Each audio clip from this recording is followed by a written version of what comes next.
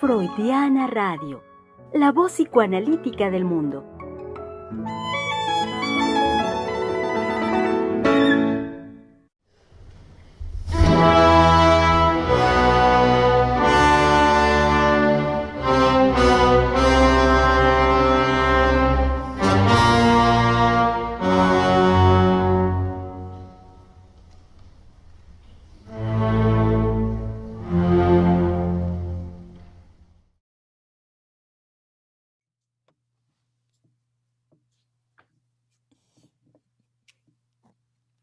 En compañía de tres mujeres psicoanalistas, es la oportunidad el día de hoy de volver a pensar.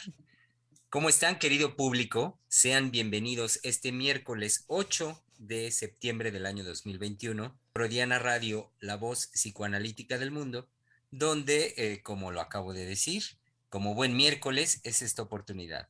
Volvamos a pensar el tema iniciado el día lunes, como lo hemos dicho, por supuesto, un tema sumamente álgido, muy sensible en nuestro país, históricamente en nuestro país, que es el alcoholismo. Entonces, démonos pues a esta oportunidad de miércoles de volver a pensar al respecto y, como decía, en compañía con la voz de tres colegas, tres mujeres psicoanalistas del Centro de Investigación y Estudios Lacanianos, listas ya para tomar estos micrófonos. Como buen miércoles, saben ustedes que está aquí nuestra querida colega Valeria Reyes. Hola, buenos días. Pues sí, muy contenta. Después del susto de ayer y la sacudida, pues esperando que todos nuestros radioescuchas estén bien y pues con mucho ánimo de seguir. Estamos aquí con entusiasmo, con el gusto de trabajar y de poder conversar con todos aquellos que nos escuchan y nos quieren. Así es, Vale. Y cierto lo que dices, si bien por supuesto con nuestro país sabemos que septiembre es el mes patrio, creo que ya se tiene que incorporar en ese nombre, digamos, en esa nomenclatura del mes patrio, el mes sísmico también, porque bueno, Pues es que tiene que ver, mis queridos colegas, con que a ustedes se les olvida que el himno nacional dice y retiemble en su centro la tierra. Claro, así es. que al sonoro rugir del cañón, pero puede retemblar en septiembre la tierra, claro que sí. Así es, doctora, y ya se vuelve tradicional en nuestra querida Ciudad de México, en el Valle de la Ciudad de México, que pues en septiembre pues vienen las sacudidas. Hay que estar listos, por supuesto, preparados. Eh, Querido público, también démosle la bienvenida, sorprendente, original, a nuestra querida colega del Centro de Investigación, quien desde los controles de Freudiana Radio nos saluda y es, saben bien, Giselle Mendoza. Sí, claro que sí. Germán dice eso porque justo hoy traigo un look tipo Frankenstein y eso que no estoy en Monstruos al Diván, pero parece que me adelanté un poco. Y bueno, el look así, el disfraz tipo Frankenstein viene del juego que se introduce en la vida cotidiana, ¿no? En este caso tengo que agradecer a la doctora Heiser por las ocurrencias que muchas veces tiene y me hace partícipe en su cotidiano de jugar, de decir, pues ahora vamos a pintarle la frente de rojo y a ver qué sale. Y entonces, y yo, por supuesto... Ella estuvo de acuerdo, ojo, ella estuvo de acuerdo. Sí, a eso iba. Yo, por supuesto, dije que sí, porque me gusta mucho ese juego, ese ánimo infantil, que después de un susto como el de ayer, viene a descargarnos, a llevarnos a descargar esa intensidad vivida frente a la angustia de muerte de otra manera. Es decir, con el chiste, con el juego y... Esta divertida locura. Y querido público, si bien ya la escucharon, por supuesto, únanse con nosotros en darle una muy cálida y cordial bienvenida a nuestra querida directora del Centro de Investigación y Estudios Lacanianos, la doctora Silvia Heiser. Pues aquí estoy y quería yo comentarles que este estar se afirmó el día de ayer con el terremoto con más fuerza. Hay que estar, hay que soportar los vaivenes y las tragedias que la vida nos pone, ¿sí? Y hay que soportar también en esta experiencia de Freudiana Radio aquellos que, incitados por algo que nosotros develamos o por algo que nosotros tratamos, ¿sí?, nos insultan, nos agreden, pretenden denostar el beneficio que el psicoanálisis ha demostrado que puede tener a la comunidad con estos programas. No nos quejamos, es decir, sabíamos que de alguna manera el psicoanálisis tiene el don de provocar violencias, porque debe radioescuchas que el psicoanálisis no trabaja con anónimos, no escucha más que el anonimato como una forma perversa del ocultamiento, de tirar la piedra y esconder la mano. Entonces hay una falta de ética en el anonimato. Y hay sujetos que se respaldan diciendo que si son alcohólicos, si son anónimos, pues tienen que mantener el anonimato. Sí, pero para insultar y para agredir y para tergiversar, lo utilizan también. Y eso es definitivamente desagradable. Bueno, pero estamos en la línea, precisamente en la línea en donde no podemos negar que el psicoanálisis seguirá siendo incómodo, molesto, una piedra en el zapato, cuando trata, en este caso, las toxicomanías desde una satisfacción erótica sin límites. Y que tenemos, digamos, a ese sujeto que en nuestros términos sería un desabonado del inconsciente. Y un desabonado del inconsciente no puedo yo desarrollarlo, pero se lo dejo a su buen pensamiento, a su intuición, de que los sujetos éticos indudablemente que tienen y llevan a cabo transgresiones, pero están en posibilidad de una modificación en cuanto a la creación de nuevas posibilidades para su vida, que eso sería un abonado al inconsciente y un abonado a su inconsciente. Pero los desabonados del inconsciente, por supuesto que a lo único que se dedican es experimentar un placer sin límites. Y un placer sin límites puede ser también agredir, denostar, insultar, tirar la piedra, esconder la mano, ¿sí? A una labor que vamos ya casi para 2 años. En octubre creo que se cumplen, ¿no? Los 2 años. No, el próximo año, doctora, en marzo. Ah, en marzo se cumplen los Sí. 2 años. Iniciamos Sí. en marzo del año pasado. Este año cumplimos el primer año y entonces vamos por el segundo año en marzo del próximo año. Sí. Y que esperamos definitivamente que los beneficios que la comunidad nos comunica, que han obtenido de estas conversaciones, de estos, digamos, programas que tienen la humildad y la sencillez de hacer cosas muy difíciles, muy pesadas, transmisibles en un lenguaje de lo cotidiano. El propósito fue, hagamos una conversación de lo cotidiano, porque finalmente la psicopatología de la vida está en la vida cotidiana. Pero no es cualquier cosa trasladar cuestiones complejísimas, complejísimas, que son del terreno y del campo freudiano y del campo, digamos, del psicoanálisis, ¿sí?, a lenguaje común y corriente. En ocasiones, pues tenemos que decir ciertas cosas que tienen que ver con la teoría, con los conceptos fundamentales del psicoanálisis, como esto de el abonado a lo inconsciente y el desabonado de lo inconsciente. Y tenemos que el toxicómano es un desabonado de lo inconsciente. También hemos hecho, digamos, provocado sensibilidades en cuanto que tenemos que ver la diferencia en cuanto a la ética y que tiene que ver con los tratamientos. Mientras los tratamientos que generalmente se han usado, les voy a decir que desde la época de Platón tuvo que tratar el alcoholismo por las consecuencias en la conducta desbordante y deshonesta del alcohólico. Entonces, tuvo que poner, digamos, límites y regir de alguna manera prohibiciones.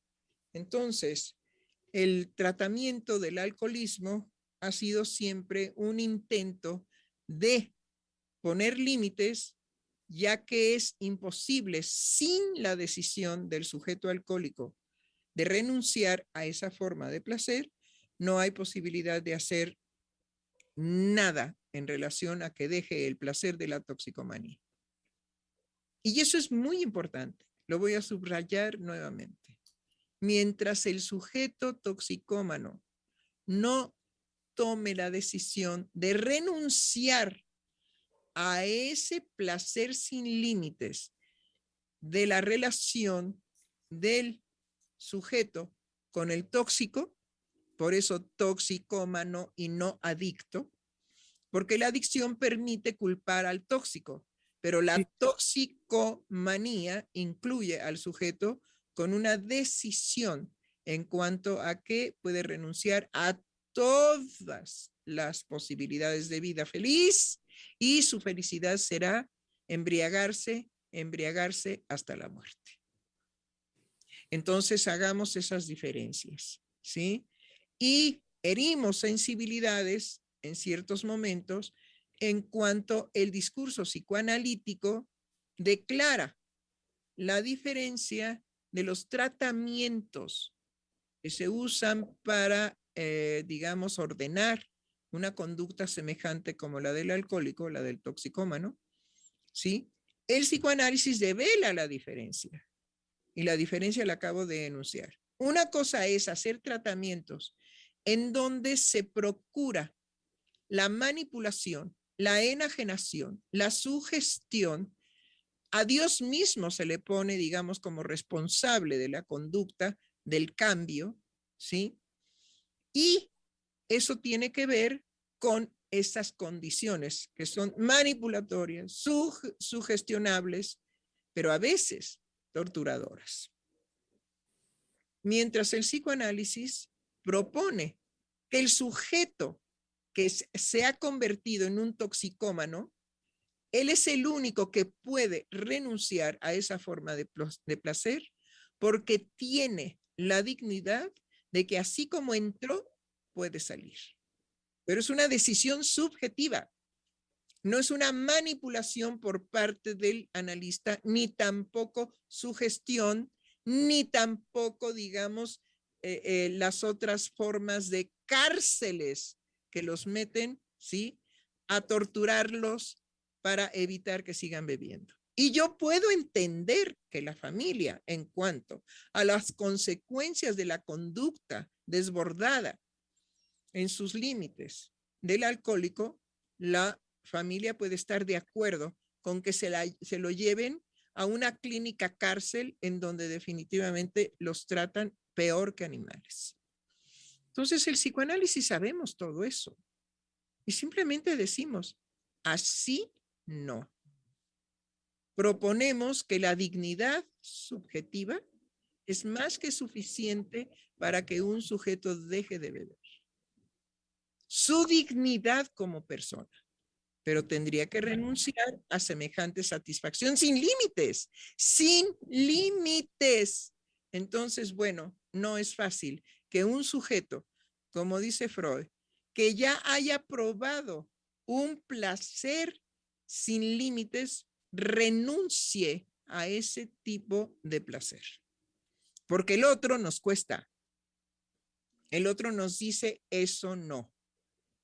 Y tenemos que pasar por una frustración del placer, sublimarlo y hacer definitivamente de esa sublimación creación de otras cosas. Entonces, no utilizamos ni la sugestión, ni la denostación, ni las cárceles, ni el castigo, ni nada de eso. Simplemente nos dirigimos a ver si el sujeto, cuando hace una demanda como toxicómano al psicoanálisis, él, en esa decisión de analizarse, tomaría la decisión de renunciar a ese placer sin límites. Es un placer sin límites, señores. No es cualquier cosa. Bueno, adelante, mi querida Vale. Sí, doctora, justamente creo que por lo que el psicoanálisis siempre levanta una polémica y sobre todo opiniones en contra, es por esa posición ética en donde lleva al sujeto a hacerse responsable de sus actos. En todos estos tratamientos que usted mencionaba, generalmente no lo hacen así porque empiezan por llevarlos a identificarse ni siquiera con su propio nombre, sino que antes de eso tienen que decir que son alcohólicos. Y desde ahí lo que producen es esa identificación con una enfermedad en donde la enfermedad es responsable de sus actos, no ellos. Entonces, ante esa posibilidad, cuando el psicoanálisis los confronta con que es una responsabilidad subjetiva, sí, definitivamente, pues eso provoca pues una respuesta en contra, ¿no? Es más fácil decir que por la enfermedad es que beben, ¿sí? Que poder asumir ese goce que ellos obtienen de beber sin límites.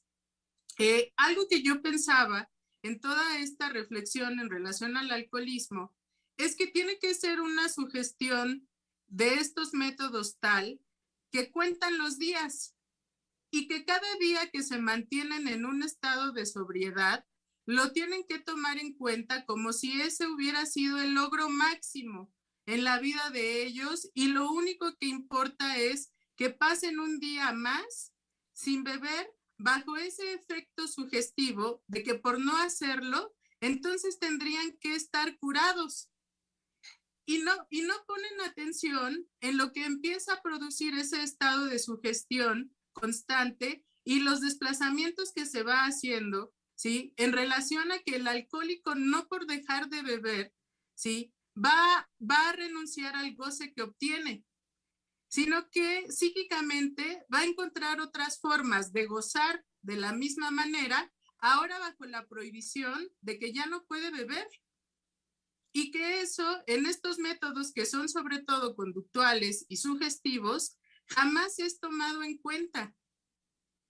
Entonces, cuando uno puede hablar desde ahí, ¿sí? Se sienten insultados y creen, ¿sí? Que uno tiene algo en contra de ellos, pero es simplemente que el psicoanálisis toma en cuenta una verdad en relación a la creación subjetiva y que la prohibición puede inclusive llevar a un nivel más intenso la satisfacción, ahora no hacerlo.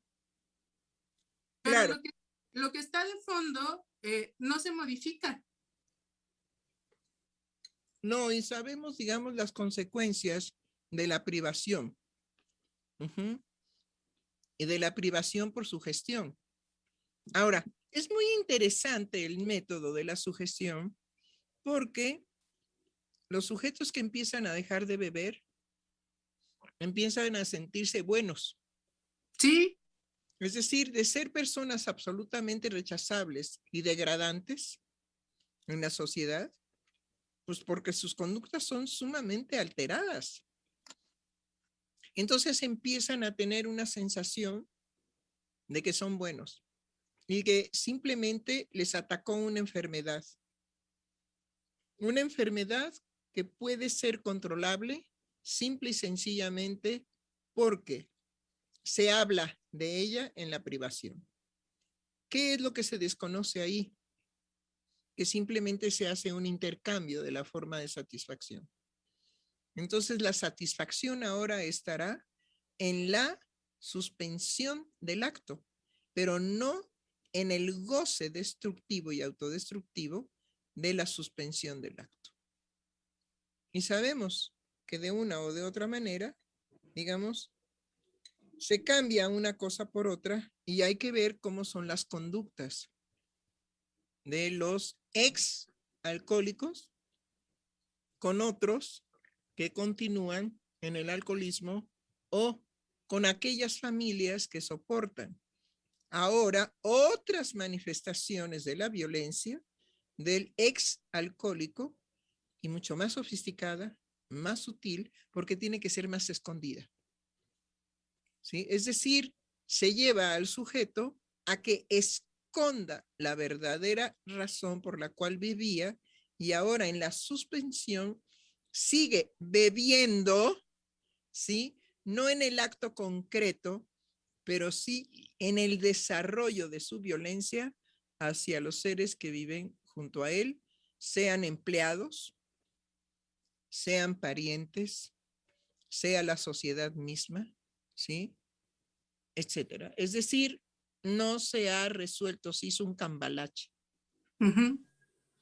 Claro, además, no solamente se convierten en personas buenas, sino que tienen pues, esa superioridad de que como ya resolvieron no beber y han dejado de beber, entonces son mejores y son superiores que cualquiera.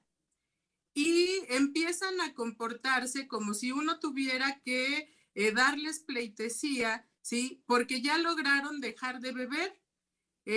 Un caso muy cercano que yo conozco de un hombre alcohólico, precisamente ya tiene varios años en estos sistemas de tratamiento, de las sesiones, de las reuniones diarias y que les dan su medalla cada determinado tiempo que han logrado estar sin beber, pero que yo miraba la casa donde él vive y toda la casa está llena de botellas de alcohol, pero no cualquier tipo de botella, sino lo que a mí me llamaba la atención era ver cómo eran botellas de esas gigantes que uno puede ver exhibidas en estas tiendas donde venden alcohol, pero son gigantes, como de 4 litros, 5 litros, y vienen pues la botella que es de vidrio y además está colocada en un balancín. En un balancín. Entonces, pues eran varias botellas de este tipo, ¿sí? Que estaban en su casa y por supuesto él no las bebe, pero que están ahí dispuestas para la gente que llegue y que él constantemente les invita a beber. Y que yo escuchaba que hacía una broma constante con todos de, ay, ¿ya estás borracho? Ay, es que ya estás borracho. O hacían un comentario de, ay, es que seguro ya está borracho, ¿no? Entonces era esa necesidad de que sí, él ya no bebía, pero necesitaba o necesita estar rodeado de ese ambiente de alcohólicos y estar disfrutando de ver cómo la gente bebe. Sí, y por supuesto, pues junta sus monedas que le dan en esta institución con el tiempo que va acumulando por haber dejado de beber.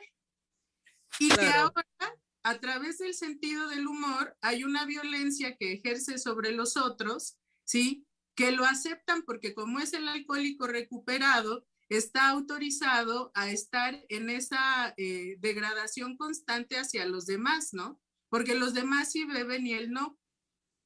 Y sobre todo, digamos que tiene el objeto exhibido, ¿sí?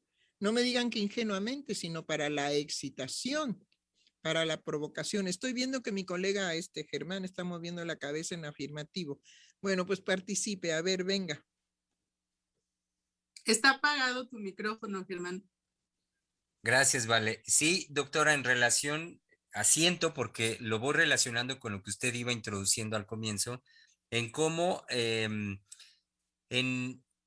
la modificación de la conducta del beber, que ahí es donde estos tratamientos asientan su éxito, su supuesto éxito, que conductualmente el sujeto ya no lleva a cabo la ingesta de la bebida, lo único que hacen es un traslado y un traslado perverso en ocultar esa forma explícita de satisfacción y que la perversión radica en cómo los sujetos se vuelven más refinados en cómo llevar a cabo la misma satisfacción, pero ahora el refinamiento estaría en cómo seducen, en cómo van a torcer las condiciones para llevar a otros a esa experiencia de satisfacción, donde además estos tienen sí por ganancia el hecho de que por haber sido, digamos, exitosos miembros y ejemplares de este tratamiento, entonces además ahora una ganancia extra está en asumir una posición de autoridad en el tema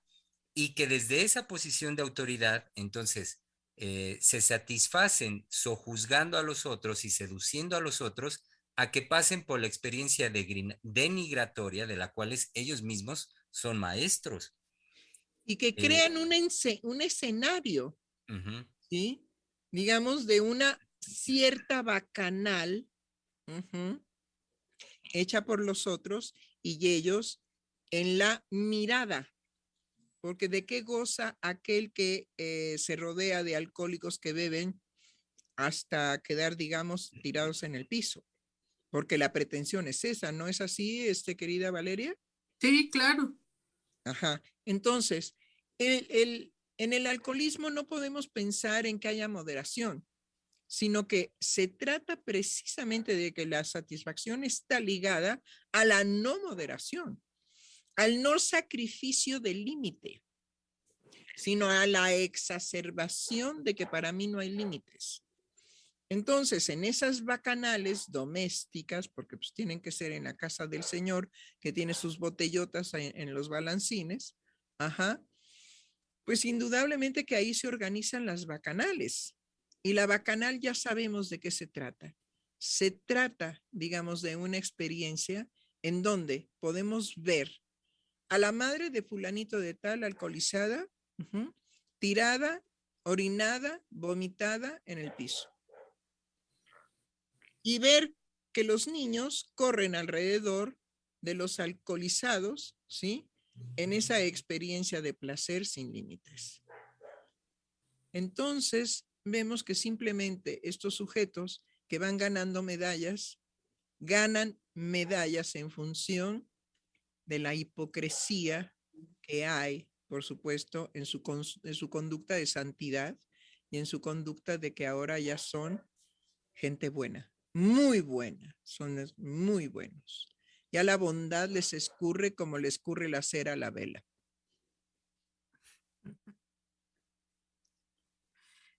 Sí, y justamente ahorita que menciona esto, doctora, esa es una forma de iniciar también a los niños en el consumo de alcohol. Algo muy importante es que justamente el consumo de alcohol en los niños surge y coinciden las investigaciones que yo encontré, que es cuando en la familia, sobre todo los padres, tienen un consumo de alcohol, ¿sí? Y generalmente son alcohólicos. Entonces, justo en estas bacanales, ¿sí? En donde los adultos ya pierden la conciencia y siempre los niños quedan jugando ahí alrededor, ¿sí? Es que empiezan a probar y que justamente es el camino para ese consumo en la infancia de alcohol. Sí, porque los niños se emborrachan en el juego. Sí. Si todo el espectáculo de los adultos es un juego, pues ellos siguen jugando y en una de esas inventan. Oye, pues nosotros también vamos a probar, ¿no? Y empiezan, digamos, ¡ay, sabe horrible! ¿Qué sé yo? Y, sí, ¿cómo pueden tomar esto? En fin, etcétera. Pero puede haber ahí un adolescente que diga, no, inténtalo más, a ver qué tan valiente eres. Es decir, hay muchas formas de crear cadenas enormes de bebedores. ¿Y qué sabemos? Que la industria del alcohol es una de las industrias más fuertes del mundo. Entonces, no olvidemos, digamos, también lo que está detrás en cuanto al consumo del alcohol, que son las ventajas económicas de todos aquellos productores de alcohol. Ahora bien, no se trata de satanizar. En el caso del psicoanálisis, no se trata de satanizar la buena experiencia, ¿sí? De tener una ingesta de alcohol que nos permita tener un talante de alegría, un talante de divertimento, un talante de bienestar, pero no más allá. En cuanto empezamos a sentirnos borrachos propiamente, viene el relajamiento y viene el me importa madres, ahora yo insulto, ahora yo empujo, ahora yo saco a bailar a la que me dé mi repajolera gana, en fin, empieza el desorden, empieza la ruptura de aquello que sí produce de bienestar el vino. El alcohol, para ser más amplios, ¿no? El Ujú. tequila, un buen tequila es digno de disfrutarse, indudablemente. Pero no estamos hablando de esa conducta, es decir, de ese beneficio, de ese placer limitado, sino estamos hablando del toxicómano. Sí, y justamente algo que a mí me parece muy importante tiene que ver con este consumo, sobre todo, bueno, habíamos dicho desde el lunes que el día de hoy íbamos a tratar algo en relación al alcoholismo infantil y me parece que el psicoanálisis puede tocar el alcoholismo infantil de una manera muy distinta, sobre todo porque Freud se dedicó a estudiar la sexualidad infantil.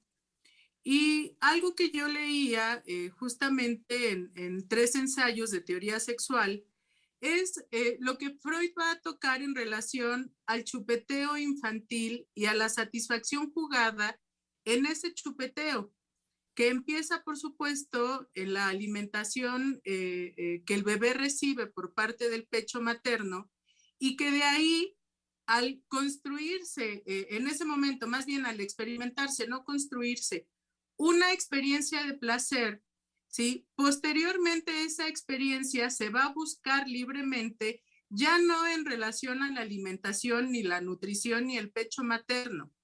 Y que una de las formas, ¿sí?, a las que se puede llegar en esta satisfacción que Freud la llama en relación a la oralidad, ¿sí?, es precisamente esa posibilidad de que el niño pueda encontrar la satisfacción en beber y poderlo llevar a una situación compulsiva de la misma manera que puede suceder en un adulto.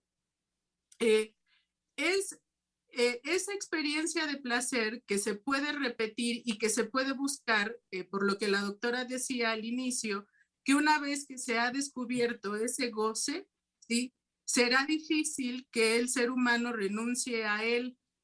Entonces, en estas posibilidades de la sexualidad infantil, el alcoholismo entra con una posibilidad, sobre todo tomando en cuenta que el contexto en el que está rodeado el niño le pueda dar esa alternativa. Ya lo mencionaba en relación a la familia de alcohólicos, pero también actualmente algo que sucede en los casos del alcoholismo infantil tiene que ver con ser aceptados en los grupos sociales, con ser aceptados con otros niños y con esta posibilidad actual en la que los niños se encuentran en donde hay una libertad por la ausencia de los padres que empiezan a iniciarse tanto en el consumo de alcohol como de tabaco. De un adolescente o que ellos alcohólica lleven a otros niños a beber y que una vez que se inicie el consumo de alcohol, por supuesto se abre la posibilidad de que haya un consumo de otras drogas como la marihuana y ya cuestiones más peligrosas como puede ser pues ya la apertura a la cocaína o las drogas ya hechas sintéticamente. En el caso de México, el alcoholismo infantil tiene un porcentaje en cuanto a la población, yo encontré que 2.5%, y que esto también ha aumentado conforme al acceso de los niños a prácticas, por ejemplo, que ahora han sido entrenados en algunos estados para pertenecer a las autodefensas. Y son niños que son preparados para poder manejar armas y que al mismo tiempo para desinhibirlos y que no se angustien, los hacen beber y los hacen drogarse. Entonces, esto es algo que está ocurriendo actualmente y que también viene por la cantidad de drogas que circulan en el país y que tiene que ver con la economía y cómo las drogas y el alcohol fueron siendo una parte muy importante de la economía mundial y que esto, bueno, se tiene un seguimiento desde la producción colombiana de cocaína que modificó por completo la economía mundial y que desde entonces las drogas inciden en la economía tanto en la distribución y el consumo, y esto ha tenido como consecuencia también que a edades muy tempranas empiece a haber una iniciación en los niños, tanto en el alcoholismo como en las drogas. Entonces, no, sí, indudablemente que el beneficio económico, digamos, de los intereses de levantar una economía a través de las toxicomanías, ¿sí? Conjuntamente con la prostitución, con el juego y con la pornografía, ¿sí? Tienen que ver con todo lo que ha señalado el psicoanálisis en cuanto que una vez que se encuentra un placer inédito de estas formas de conducta, es muy difícil abandonarlo. Entonces, todas las empresas que tienen intereses económicos en hacer cada vez más adictos, porque ahí serían adictos según, digamos, el propósito. Nosotros sabemos que hay una responsabilidad del sujeto en cuanto a sus formas de placer. Entonces hay una diferencia entre el propósito de que haya mayor adicción, ¿sí? Cuando el psicoanálisis dice, bueno, lo único que puede hacer el reverso de la famosa adicción es que el sujeto decida no encontrar única y exclusivamente la satisfacción intensa, desbordante, sin límites, en el alcohol o en el consumo, digamos, de otras drogas desde muy pequeño, porque no podemos negar que en el niño, por la existencia de la sexualidad infantil en los niños, alcanzan también experiencias de nivel desbordante, porque todavía no están constituidas muchas formas de satisfacción que ponga límite a lo desbordante en la sexualidad. Y claro, si eso se convierte en pesos y centavos, nomás díganme si no va a haber un empuje a que nos garanticen generaciones muy incipientes, es decir, niños de 8, 9, 10, 11, 12 años, que ya sean alcohólicos y que puedan pugnar, ahora que se usa que por derecho y no por prohibición, entonces que pugnen por derecho su derecho a ser toxicómanos. Claro, totalmente. Y justo esto me hacía pensar, ¿no? También cómo se ha logrado cautivar a la población infantil en esa posibilidad también que ha promovido la angustia misma en la que viven los niños actualmente. Es decir, a partir del abandono absoluto de el relegar la paternidad a las redes sociales, a la televisión, a los canales de YouTube. Es decir, cómo los padres se han desprendido de su responsabilidad de ser padres, como también incluso los niños pueden no encontrar un acogimiento en la vida escolar, dado que hay permanentemente un empuje hacia una moral más que a ser reconocido y ser integrado en su subjetividad. Entonces, frente a esa angustia que también se aparece del lado de los niños, no se diga así el evento de la pandemia mundial, no se diga así de también la situación de inseguridad permanente. La doctora Heiser en distintas ocasiones ha tocado cómo nuestros niños viven actualmente en una posibilidad de ser secuestrados. Eso está en su cotidiano, eso está en su acontecer como una posibilidad de ser secuestrados, de la familia ser muerta en manos de criminales, y que todo eso ha sido recogido en el lado del efecto químico, del efecto de saciedad, de vastedad, de detenimiento de la angustia, también el comer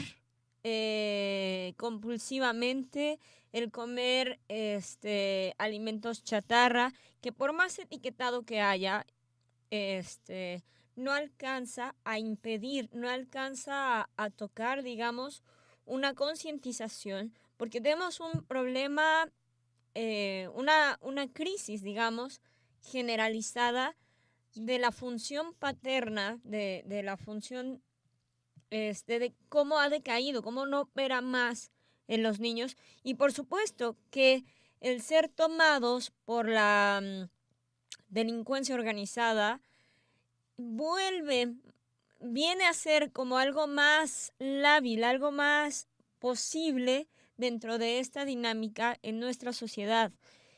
En algún momento, en una serie que miraba con la doctora, vi por primera vez, digamos, la expresión de aquello que Freud nos lega como existente en el ser humano desde muy pequeñitos. Esa posibilidad de lo polimorfo perverso estaba representado en una serie en donde era justamente un niño el que comandaba las estrategias de los delincuentes que iban asesinando a los familiares de un, me parece que era una persona de la policía, un detective, y cómo le da la vuelta al detective mismo y se burla de él, pero la imagen es, no sé cómo transmitir lo impactante que fue para mí mirarlo mirarlo encarnado en un personaje, esa posibilidad de lo polimorfo perverso, es decir, de la satisfacción de alguien a quien no dejamos de atribuirle, de que hay que hacer un esfuerzo para no atribuirle al niño una inocencia, en el sentido de que no participe de esas experiencias polimorfo perversas. Entonces, Sí, creo que solamente que sí. el conocimiento de cómo la búsqueda de placer en los seres humanos es definitivamente la razón del movimiento y de la actividad de la creación humana. Ahora bien, de lo que se ha tratado siempre desde tiempo inmemorial es que la pasión, las pasiones, puedan ser ordenadas y que cuando escuchamos, digamos, el intento de Aristóteles en aquel, digamos, pues, trabajo, no, es un escrito, ¿sí? Que se dirige, digamos, en su ética a Nicómaco, ¿sí? En donde le dice que la templanza nos asegura el dominio de nosotros mismos y la intemperancia nos la quita. Es muy bello lo que Aristóteles le comunica en su ética, en ese escrito, a Nicómaco, ¿sí? Voy a leer nuevamente, que la templanza nos asegura el dominio de nosotros mismos y la intemperancia nos la quita. Entonces oponía la intemperancia, la molicie y la incontinencia a la templanza, que sabe dominar las pasiones, y la firmeza, que sabe resistirlas. Entonces, bueno, son principios que en la actualidad no se nombran. Son principios que jamás se le entregan al niño como que él los tiene y los puede desarrollar. Y tenemos que retornar precisamente a llenar el mundo infantil de comunicación de valores, de verdaderamente, anteriormente, digamos, en los juegos, en las rondas, se podía trabajar y se podía, en el juego, se podía transmitir valores. Pero hacer del niño, digamos, un ser honesto, fuerte, vigoroso, capaz y valiente, tenía que ver precisamente en saber dominar las pasiones y tener la firmeza que sabe resistirlas. Y esto ha sido, digamos, algo que podemos trasladar al psicoanálisis cuando Freud se compromete a nombrar precisamente esta tendencia de la compulsión a la repetición para alcanzar una satisfacción inédita, ¿sí? Y que se compromete con un concepto oscuro que llamo pulsión. Y que desde entonces, digamos, esta firmeza a renunciar a las pulsiones que nos autodestruyen y que destruyen el lazo social, será la decisión por excelencia subjetiva. Pero habrá que decir en estos medios masivos de comunicación que esos valores tienen que volver a resonar, porque son propios de los seres humanos, que esos valores no han perdido su vigencia por el hecho de que no se nombren, sino que están en nosotros y simplemente tenemos que sacarlos.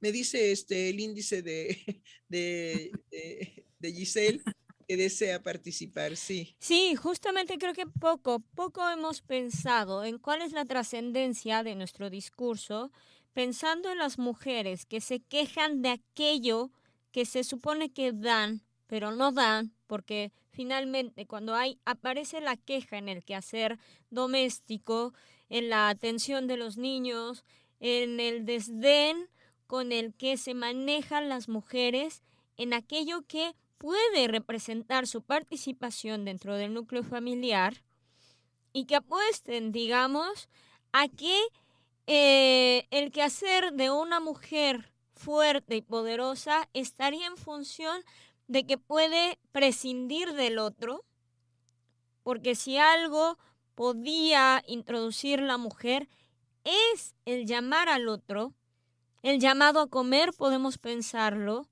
el llamado al marido, el llamado a los hijos. Si algo podía prevalecer en el discurso de la mujer, era el llamado al otro. Y ahora las mujeres pretenden... Nada más fortalezco su decir. Sí. Es decir, sí, pero era un llamado al amor, es decir, la encargada de introducir el amor en lo cotidiano de la relación familiar eran las mujeres. Y ahora las mujeres están, por discursos de la economía, siendo explotadas a que sean esclavas del trabajo, porque yo sé de pacientes que trabajan hasta 18 horas, porque gracias a la pandemia han podido tener el terror de perder el trabajo y sin esperanza de recuperar ninguno. Entonces, ¿cómo las empresas han aprovechado precisamente ese fantasma para explotar principalmente a las mujeres en que trabajen 8 horas? Ay, por favor, eso es romanticismo. No, 16 horas, lo doble, sin chistar, porque entonces la amenaza es pierdes el trabajo y no hay trabajo.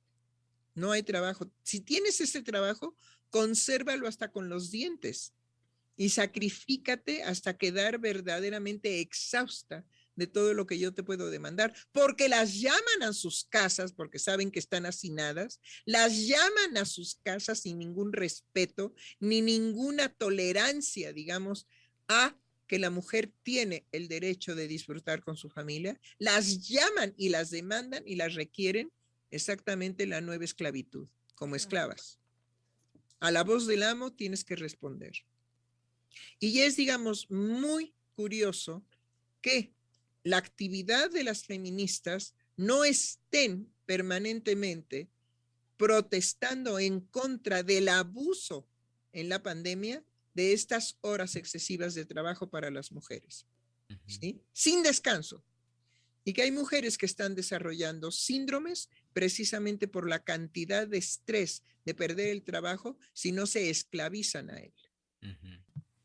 He ahí, digamos, consecuencias precisamente, ¿sí?, de lo que puede ser el aprovechamiento de las empresas para la explotación. Y que también eso tiene una satisfacción económica de goce sin límites. Porque las empresas desean ganar y ganar y ganar y ganar y ganar a raudales sin límites. Nunca se satisface una empresa con los millones o miles de millones que hayan ganado, ¿sí? Pensemos en lo que gana simplemente la empresa suiza Nestlé. Y no se satisface. Entonces también tenemos, digamos, una conducta despiadada en las empresas que ahora han aprovechado la pandemia para mantener a las mujeres en una esclavitud desmedida.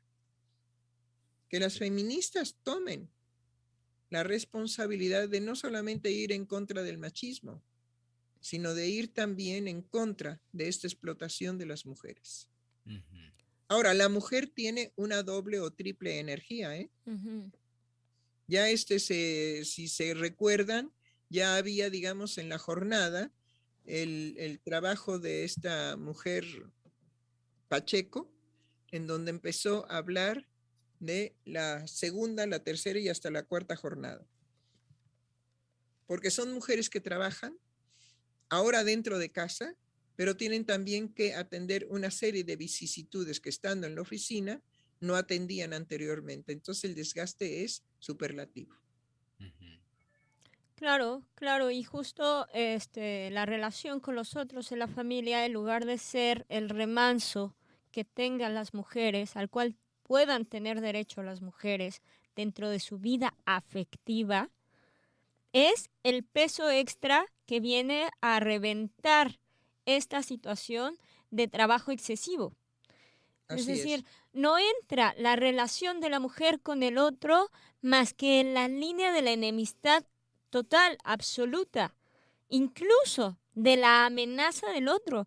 Es decir, también estos discursos que están en favor de poner a los hombres en el punto de amenazar a las mujeres, de enamorarlas, es decir, que se viva por parte de las mujeres como una amenaza el caer por un hombre.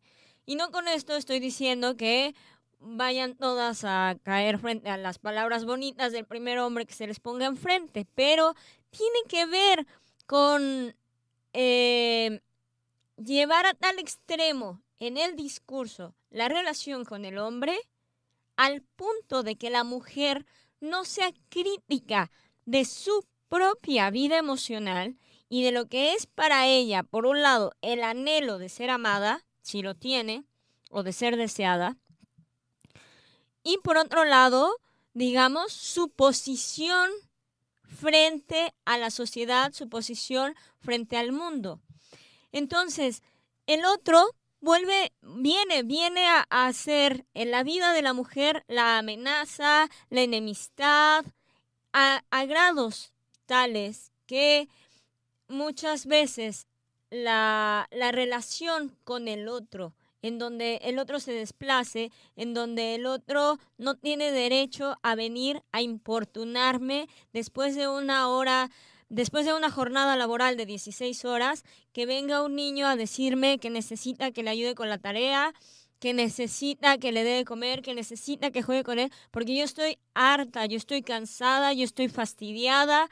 Y luego llegaré a mi trabajo también hastiada de la vida familiar, de que mi esposo no me satisface, de que no puedo ya tener una relación, una convivencia con mi marido, de que la mañana me la brinqué en un automatismo porque no soy capaz de relacionarme con los míos, y entonces llegar hastiada al trabajo a descargar, digamos, toda la hostilidad que me embarga porque he decidido que en mi vida cotidiana el otro me fastidie. Pero esa es mi decisión, eso es de lo que no se lleva a las mujeres a hacerse cargo, que han decidido que el otro tenga ese lugar en su vida. Y llegan a puntos de enfermedad, de cáncer, en donde al que tienen que vencer es al otro. Al otro, cuando Sí, pero al nunca... otro explotador. ¿Mandé? Sí, pero al otro explotador. Claro, Al otro que está, digamos, atrapándola exacto. en la convicción de que ahorita tienes trabajo. Tú dices, si Sí, después ya no lo tendrás. Y claro, entonces total. puedes ir en pos de los brazos de tu marido a ver si tu marido te va a recibir cuando ya no produzcas dinero. Claro, claro. Y pensaba también, doctora, en la situación de, digamos, de intensidad que se lleva en la mujer, que se lleva la mujer, a la que se lleva la mujer, que cuando son portadoras de un cáncer, justo lo que va a marcar, digamos, la línea de el pasaje por esa enfermedad es la lucha contra el otro. Es decir, no me vas a vencer, voy a luchar y tal. Y se entiende en el sentido de un posible ánimo de vida, pero que no tiene cabida De otra manera, si la mujer no se hace responsable de aquello que fomentó en su vida permanentemente en relación al otro. Sí, pero hay que decir que de ese otro del cual usted está hablando es precisamente la empresa, es el trabajo, es el trabajo. Claro. Porque la mujer se consideró emancipada en el momento en que consiguió trabajo, produjo dinero de esa manera, ¿sí?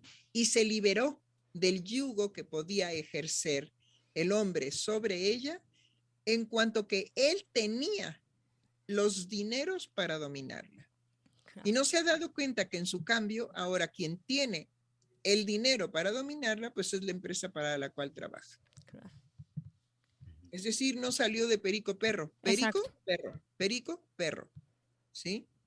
Y de eso debieran de encargarse los discursos feministas, del trabajo inhumano al cual someten a las mujeres. Y no digamos, ¿por qué a la mujer se le puede someter a ese rendimiento? Por su fortaleza, ¿sí? Y su fortaleza no está tanto en lo físico, sino en lo que ella pretende satisfacer. Es muy diferente, digamos, en el caso de la satisfacción masculina. Pero bueno, no es nuestro terreno ahorita, ¿no? Sino es ese placer sin límites de las toxicomanías y que podemos también ver que la explotación actual en el trabajo, gracias a la pandemia, es otra forma de toxicomanía. Claro. Pero esa sería la toxicomanía empresarial, la toxicomanía de la economía actual. Todo el mundo está preocupado por la economía, cuando la economía fue calculada en el momento, digamos, de lanzar esta pandemia para todo el mundo. No nos hagamos, ¿ustedes creen que los cerebros que controlan el mundo iban a estar, ay, sorprendidos de, ay, la pandemia, ¿y ahora qué vamos a hacer? No, por Dios, no seamos ingenuos. Lo que nos puede sorprender es el terremoto de ayer, ese sí. Y ahora cada vez menos porque ya estamos llegando los mexicanos a la convicción de que los terremotos van a ser en el año, digamos, en el mes patrio, porque tiene que retemblar, retumbar y recontrasonar la tierra y retiemble en su centro la tierra. Bueno, algo que también quisiéramos comentar es que inmediatamente, y que eso es muy bello, muy bello darnos cuenta cómo ante la imposibilidad del ser humano frente a las fuerzas de la naturaleza, él inmediatamente crea fantasías imaginables y que hicieron una conexión, pero ni tardos ni perezosos, todos aquellos que están en contra del aborto y que en el momento en que se daba la noticia de que se ha conseguido el derecho de las mujeres en toda la República Mexicana, en todo el país, su derecho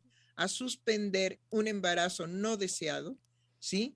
Inmediatamente viene el terremoto y se asocia, ni tardos ni perezosos, al castigo de Dios, porque eso está prohibido. Y bueno, verdaderamente no tenemos la religión islámica como oficial, pero eso corresponde a la religión islámica, Sí. pero no a la católica apostólica romana, en donde estamos perdonados por el sacrificio de Jesús que vino y nos salvó del pecado original. Entonces, pues creemos más bien en lo que la Iglesia Católica, no la que también es islámica, no, sino la Iglesia Católica no islámica, que no pretende controlar la sexualidad femenina por medio del miedo y del terror.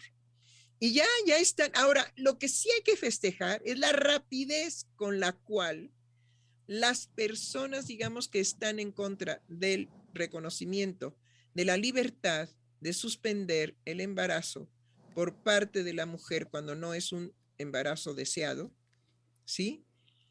Inmediatamente conectaron, eso es genial, conectaron con que era la señal divina de que Dios está en contra de semejante libertad.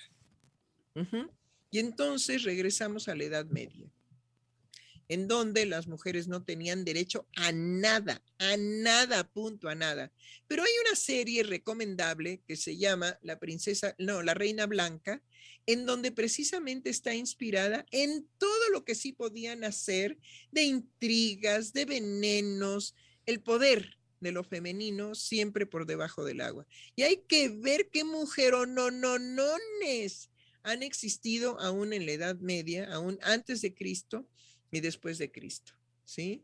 Y que los hombres eran definitivamente manejados y manipulados por el poder de la palabra femenina, ¿en dónde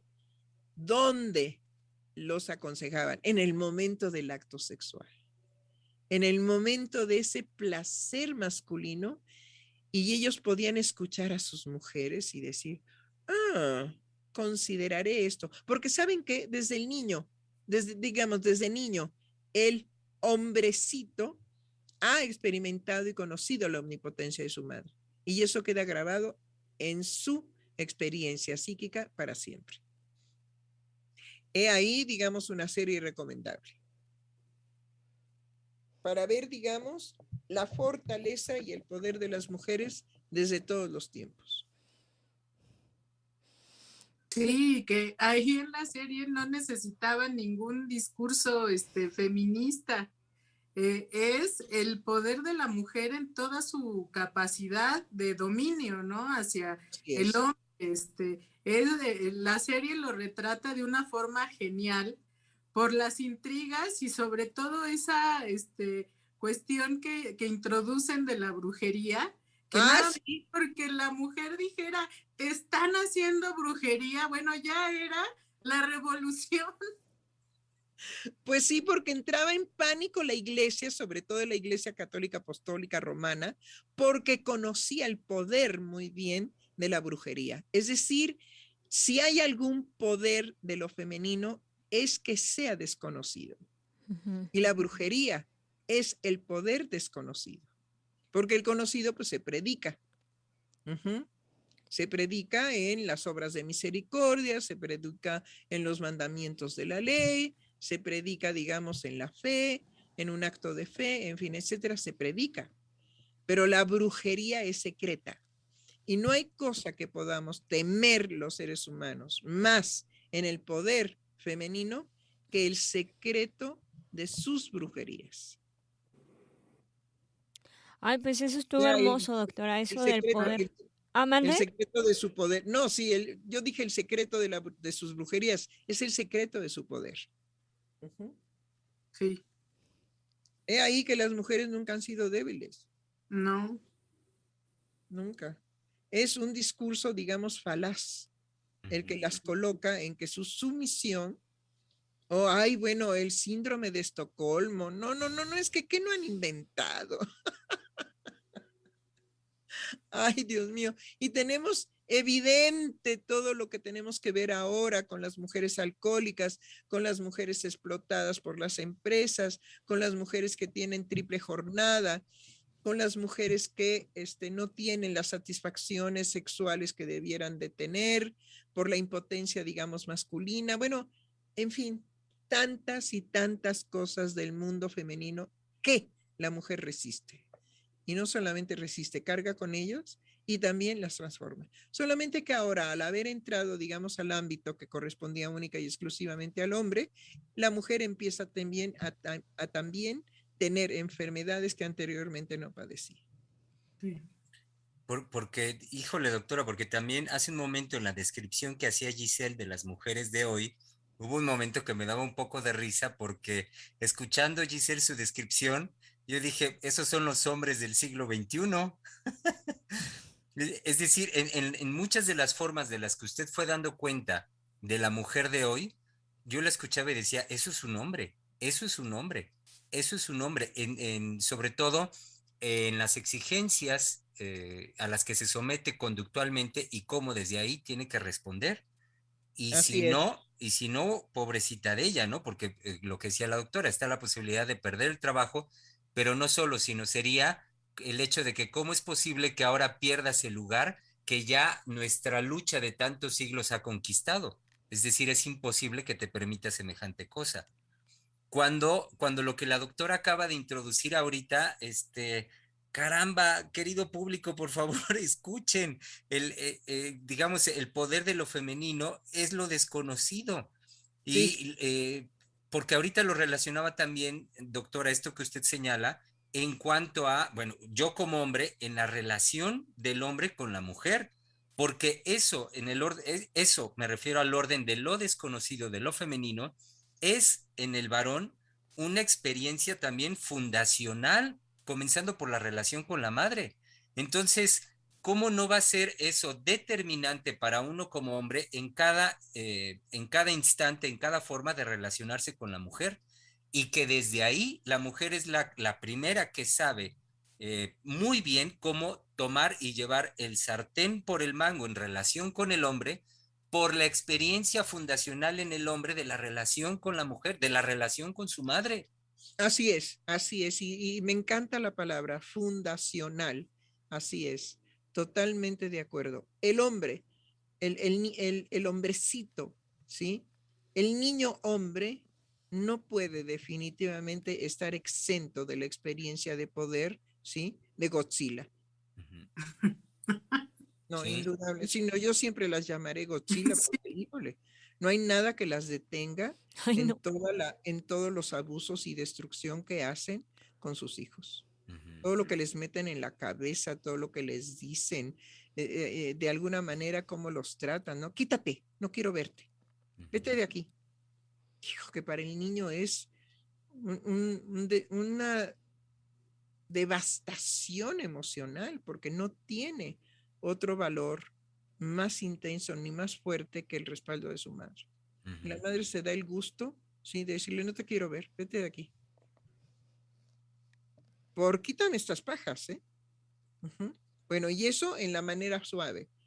Hay otras que en silencio zorrajan el golpe en la cara, jalan los cabellos, empujan al niño, sí, bueno, ya no digamos de que los queman y de ay, bueno, cosas terribles, terribles de las madres con sus hijos.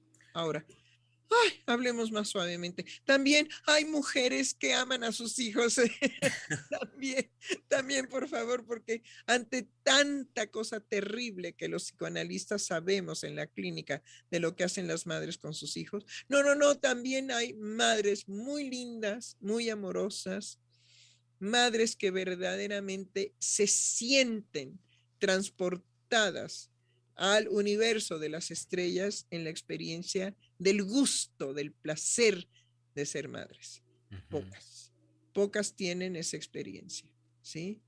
El hijo puede significar tantas y tantas cosas para una mujer que definitivamente no está la mujer exenta de hacer de su hijo, ¿sí? Lo que a ella se le dé su repajolera gana para su propia satisfacción. ujú, Cuando en el caso de una verdadera madre, es ella la que definitivamente queda rezagada en sus placeres y procurará darle al hijo ese bienestar del amor materno, ese bienestar del amor materno, que es definitivamente lo que construye al alma infantil en una experiencia de fidelidad y de felicidad inédita, inédita. Por eso los hijos pueden ser muy amorosos hacia su madre, porque su madre los ha introducido en la experiencia amorosa más inédita y más sublime que puede ser el primer amor, que es el amor con la madre y de la madre. ujú. Mejor del decir de esto. Pues sí, Sí, doctora, yo creo que era algo a lo que había que llegar. Si apuntábamos al, a la decadencia, a la degradación del alma de los niños, teníamos que apuntar también a que a lo que tenemos en las manos como responsabilidad, sino como garantía, pero sí como una participación a insertar en la vida de nuestros niños y teníamos que hablar. Pero es muy padre solamente que la interrumpo en sí, eso, que teníamos que, sí, porque teníamos que hablar del alcoholismo infantil. Claro. El alcoholismo infantil es precisamente porque no hay ese amor que acabo de describir, Claro. no hay ese amor en casa. Sí, adelante, adelante. Sí, Giselle. justamente, y me parece que es muy bello la apuesta en la que muchas veces somos muy directos y muy crudos en las revelaciones, claro, siempre con un soporte amoroso, que es el que principalmente usted respalda. Pero era un tema muy, muy sensible el día de hoy, hablar al respecto del alcoholismo en los niños y el tocar esta posibilidad del amor. Esto que no con todo y los aconteceres casi apocalípticos que vemos transitar hoy día, sean incitados por el temblor, sean incitados por la pandemia, el amor surge en el discurso, al menos del lado de los analistas del CIEL, principalmente de usted, cuando sostiene que es el ser humano el creador y transformador de sus circunstancias. Entonces, no sin amor. Creo que es lo que podría decir ahorita como una forma de también recoger en mí la transmisión que nos deja, doctora, al hablar de esta posibilidad de amor. No, y que existen madres excelentes que construyen seres humanos para el mundo, auténticamente seres humanos para el mundo. No son ni toxicómanos, ni ladrones, ni asesinos. Entonces, bueno, hay otra cosa que también estábamos por comentar, no solamente lo del terremoto, que permitía entonces inmediatamente hacer esta conexión de el aborto logrado, la suspensión del embarazo logrado para toda la República Mexicana, que es un bien para las mujeres en su libertad y en el reconocimiento de su libertad en este aspecto, ¿sí? Y inmediatamente la presencia del castigo divino por salirse de las reglas. Bueno, pero también está otra cosa que es, digamos, digna de mencionarse. Y a mí me parece que tenemos que leer y volver a leer la carta de renuncia de este hombre al cual se le quiebra la voz cuando le dice al señor presidente, gracias. Híjole, sí. Nada más nómbrenlo porque yo no quise Julio nombrar. Scherer Ibarra. Exactamente. Nos vendría muy bien, digamos, en este miércoles, jueves, viernes y sábado, ¿sí?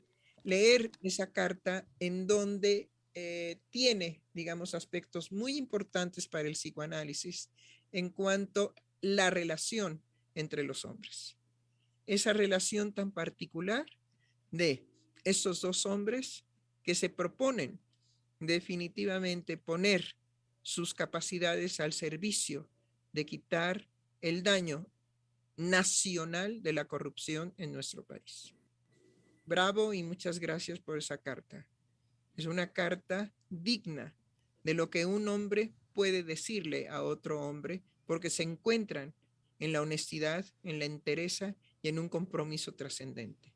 No en la lujuria, en el alcoholismo y en el crimen y en la delincuencia organizada, que también se encuentran ahí los hombres. Pero es definitivamente otro tipo de relación. Entonces aspiremos a tener cada vez más relaciones como las que hay entre el señor presidente y este hombre. Doctora, ¿quiere que dé lectura al documento? Sí, por favor, si es tan amable. Muy bien, dice: la trayectoria del presidente Andrés Manuel López Obrador ha estado marcada por la firmeza de sus convicciones, la honorabilidad y el compromiso incuestionable por el pueblo al que tanta dignidad representa. México es la razón a la que se debe la patria de sus amores. En nuestras circunstancias, durante más de 2 décadas conocí al primer mandatario, tanto como un hombre puede conocer a otro. En las complejidades de la amistad, lo expreso sin presunción, conozco la profundidad de un ser humano extraordinario. Ven, ahí deténgase. Vea cómo un hombre, ¿sí?, que no tiene que ver con la homosexualidad, puede verdaderamente reconocer a otro hombre, ¿sí?, y hacer migas con él porque se identifican sin perder las jerarquías. Totalmente, y que tampoco tiene que ver con el machista al cual las mujeres feministas pretenden erigir como modelo para volverse varones. Es decir, no está aquí un sujeto que pueda prescindir del otro, que pueda pasar sobre el otro, que el otro le valga, que pueda deshacerse del otro, no, sino es el reconocimiento más profundo de un hombre a otro hombre. Pero también que son hacedores los dos, Claro, ¿sí?, de el respeto y el reconocimiento a la ley, claro. al deber ser, a lo que da honor a los hombres. Y ciertamente no salen a brincotear y a destruir, digamos, la ciudad porque ha sido injusta.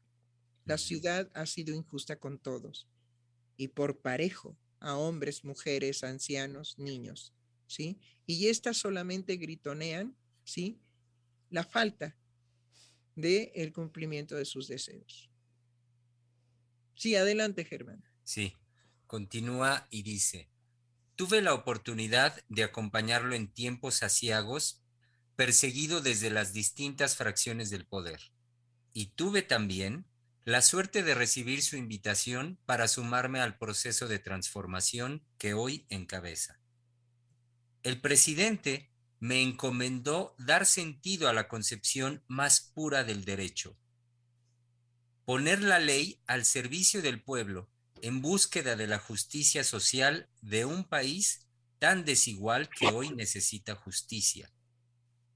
Desde la lealtad, oxígeno entre la gente que se quiere, acordamos la elaboración de las reformas que hoy son base de este proyecto de nación. Hoy el ciclo se ha completado. Esa es la razón por la cual doy por terminada la máxima distinción en mi carrera profesional. El trabajo hombro a hombro junto al presidente de México como su consejero jurídico. Desde la Consejería Jurídica atestigué la batalla diaria que el presidente López Obrador emprendió para que los mexicanos vivamos orgullosos de este nuestro gobierno, de nuestra nación y de nosotros mismos. A partir de hoy, lo haré desde otro lugar. No son palabras ligeras, nacen desde el corazón, presidente. Hay compromisos finitos, los de la lealtad y los de la amistad son irrenunciables. Mi gratitud para cada uno de sus colaboradores, pero para usted, mi gratitud infinita. He ahí. Y yo creo que sería, digamos, digno de detenernos en pensamientos que están puestos ahí, que permiten precisamente volver a poner a los hombres en el lugar que les corresponde. Si esto es el amor entre los hombres y no la degradación de la sexualidad masculina, si esto es el amor entre los hombres, hagamos cada vez más que los hombres se amen entre ellos de esta forma, de esta manera. Pero que para que eso se dé, tengan un propósito de transformación. Si no es en función de la nación, sí hagan su propósito de transformación en otra nación pequeñita que se llama su familia, que se llama su mujer, sus hijos. Háganlo para que los hombres no estén frente a la televisión desparramados, ¿sí?, con una cerveza odiando a los suyos. Claro. Creo que podemos de esa manera volver a reivindicar el lugar que le corresponde a los hombres que saben amar y que se sentirán respaldados por otros hombres que harán lo mismo. Hay una nación a la cual también rescatar. Se llama la familia, se llaman los hijos, se llama el cumplimiento de la ley y no, digamos, esa historia permanente del machismo, que es verdaderamente obscena y hartante. porque le quita al hombre precisamente estas cualidades que en los hombres siempre han existido. Si no fuera porque ha habido grandes hombres en la historia, ¿qué sería de la historia? Y no es porque ha habido grandes mujeres en la historia que qué sería de la historia. Entonces, cada uno en su lugar, cada uno en su potencia, cada uno con el corazón en la mano. Hagámoslo, hagámoslo. De verdad, construyamos una posibilidad de hacer una nación fuerte que nunca ha sido conquistada, simplemente ha sido subyugada por el poder tanto de las enfermedades que azotaron a nuestros antepasados, como por el ridículo poder del ejército español, que insisten en no pedir perdón por lo que debieran si tuvieran dignidad. Bueno, pues hemos llegado al término del programa. Creo que Bravo. podemos decir hasta mañana.